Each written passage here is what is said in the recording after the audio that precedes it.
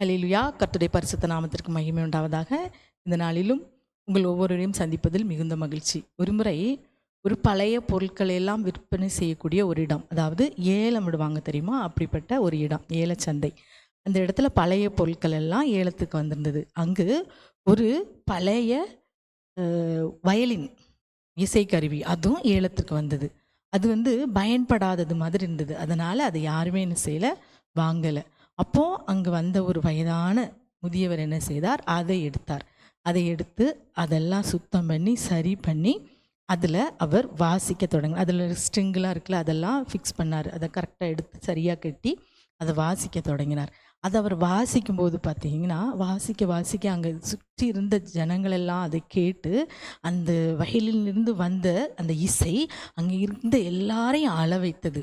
அப்போது அங்கே இருந்த ஜனங்கள்லாம், இது எப்படி இது சாத்தியமாகும், இதுதான் உடைஞ்சிருந்ததே, இது உபயோகம் இல்லாதது மாதிரிலாம் இருந்தது, இது எப்படி இதிலேருந்து இவ்வளோ ஒரு அழகான ஒரு இசையை உங்களால் வாசிக்க முடிஞ்சது என்று கேட்டார்களாம். அப்போ அதற்கு அந்த பெரியவர் சொன்னாராம், ஆமாம், இது உடைந்திருந்த ஒன்று தான், ஆனால் அது என் கையில் இருந்ததுனால தான் அது இப்படி அதிலிருந்து இசை வருகிறது என்று சொன்னாராம்.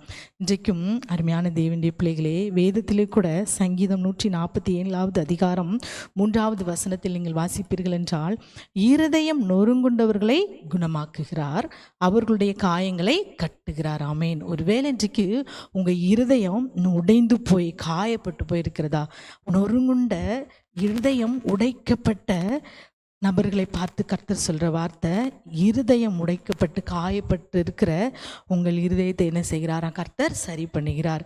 உங்கள் இருதயம் இந்த சத்தத்தையே மறந்து, பேச்சையே மறந்து, சிரிப்பையே மறந்து இன்றைக்கு எல்லாம் அடங்கி போன ஒரு நிலைமையில் நீங்கள் இருக்கிறீங்களா, சிரிப்பை மறந்துருக்கிறீங்களா?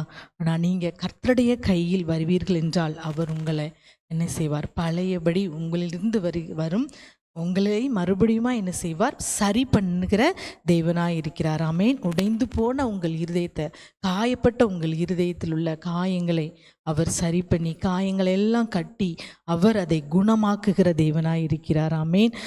மீண்டுமாய் உங்கள் வாழ்க்கையிலே நீங்கள் இழந்த எல்லா சந்தோஷத்தையும் அவர் மீண்டுமாய் திரும்பி தர அவர் வல்லவராயிருக்கிறார். ஆமேன்.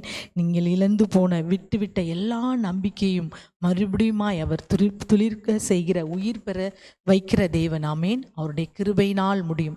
எந்தெந்த காரியத்தில் எந்தெந்த காரியத்தை எல்லாம் விட்டு இன்றைக்கு இழந்து போயிருக்கிறீர்களோ அது எல்லாவற்றையும், ஒருவேளை இன்றைக்கு நீங்கள் எல்லாரே போல் மற்றவர்களோடு கூட பேச முடியாமல் ஒரு கஷ்டத்தையோடு ஒரு கவலையோடு சுமந்துருக்கிறீங்களா?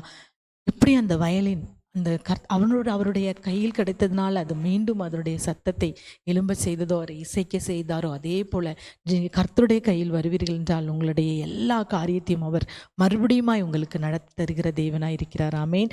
நீங்கள் இழந்த நம்பிக்கை எல்லாம், நீங்கள் விட்டுட்ட எல்லா காரியம், ஒருவேளை நம்பி அந்த நம்பிக்கையை இழந்து போய் அதை விட்டுட்டு இருக்கீங்களா, அதையெல்லாம் இன்றைக்கு அவர் உயிர் பெற செய்வார். அவருடைய கிருபையினால் ஆகும். ஆகவே இந்த வேளையில் கர்த்தருடைய சமூகத்தில், அப்பா, மறுபடியும் அவருடைய கையில் உங்களை ஒப்பு கொடுத்து ஜெபிக்கீங்களா? அவர் சொல்கிறார் பாருங்க, இருதயம் நொறுங்குண்டவர்களை கர்த்தர் குணமாக்குகிற தேவன், அவர்களுடைய காயங்களை எல்லாம் கட்டுகிறார். நறுங்குண்டதுமான இருதயத்தை அவர் புறக்கணிக்காத தேவன். ஒரு வேளை இருதயம் நொறுங்கி போயிருப்பீங்கன்னா இன்றைக்கு நீங்கள் ஜெபிக்கிறீங்களா? எல்லாரும் கண்களை மூடி, அப்பாவுமே நாங்கள் நன்றியோடு ஸ்தோத்திரிக்கிறோம். இந்த நாளிலும் இருதயம் நொறுங்கி போய் நொறுங்குண்ட, அப்பா, உடைக்கப்பட்ட நிலைமையில் இருக்கிற ஒவ்வொரு பிள்ளைகளுடைய இருதயத்தையும் நீர் சரிப்படுத்தி அந்த காயங்களையெல்லாம் கட்டுகிற தேவனாக இருக்கிறீரப்பா. காயப்பட்ட நொறுங்குண்ட எல்லா இருதயத்தையும் நீர் சரிப்படுத்துங்க இயேசுப்பா. இயேசுவே உம்மை ஸ்தோத்திரிக்கிறோம். கஷ்டத்தினாலும் பாடுகளினாலும், அப்பா, மனுஷர்களுடைய வார்த்தைகளினாலும் உடைக்கப்பட்டு பேச்சையை மறந்து, சிரிப்பை மறந்து, நம்பிக்கை விட்டு இழந்து போன ஒரு சூழ்நிலையில் இருக்கிற பிள்ளைகளுடைய வாழ்க்கையில், அப்பா, நீர் எல்லா காரியத்தையும் மறுபடியுமாய் நீர் கட்டுங்க. இருதயத்தை, அப்பா, நீர் சரி பண்ணுங்க, குணமாக்குங்கப்பா. நீர் குணமாக்குகிற தேவர் என்று பார்க்கிறோம். இருதயம் நொறுங்குண்டவர்களை குணமாக்கி அவர்களுடைய காயங்களை எல்லாம் நீர் கட்டும். இந்த நாளில் அப்பா உம்மை ஸ்தோத்திரிக்கிறோம். உம்முடைய சமூகத்தில் ஒப்பு கொடுத்து ஜெபிக்கிற ஒவ்வொரு பிள்ளைகளுடைய வாழ்க்கையிலும் நம்பிக்கையை நீர் துளிர் பெற செய்யுங்கப்பா. உம்முடைய கையில் விழும்போது நீர் சரி பண்ணுகிற தேவன். உம்முடைய கையில் ஒப்பு கொடுத்து ஜெபிக்கிற ஒவ்வொருடைய பிள்ளைகளுடைய வாழ்க்கையிலும் நீர் நன்மையானவைகளை செய்து ஆசீர்வதியும் பலப்படுத்தும் பெரிய காரியங்களை செய்யும்.